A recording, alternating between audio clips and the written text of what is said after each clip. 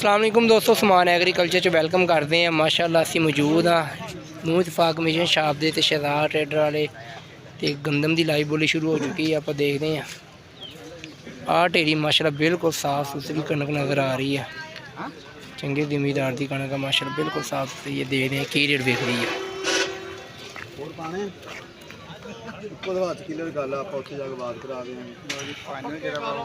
लो जी इतने कोई डबल गेड़ा नहीं है, एको ही हाथ होना वा भाई ने को करके लो जी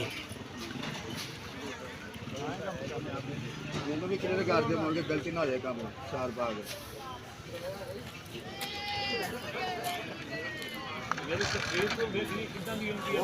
लो जी देखते हैं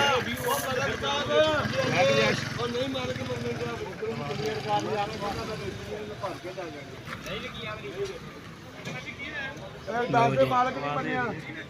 हेलो पैसे मालक नहीं बने मैं बेच रहे हैं आने वाले छुट्टी होगी पक्के का लो जी ठीक है भाई साहब। लो जी देख रहे हैं जी ठीक लगी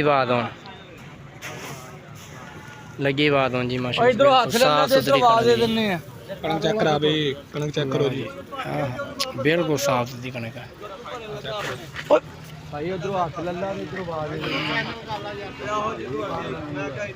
लो जी लगी बात होन साहब ਤੁਹਾਡਾ ਮਾਲਕ को पूछ के तारा तोल मंगा लांगे जे मन गया। की रेट आ भाई जान हैं 2702 रुपये माशाल्लाह। पिछली टेरी सोनी टेरी विकी है दोस्तों, 2702 रुपये टेरी विकी। बाकी मालक को पूछ के मालक का दोस्तों दिल कोई नहीं करता कच्चे की कणक देने, लेकिन फिर भी देख लिया जी। लो जी गंदम तो बड़ी खड़ी है जी। लो जी दोस्तों अपना बहुत सारा ख्याल रखियो। अल्लाह हाफिज़।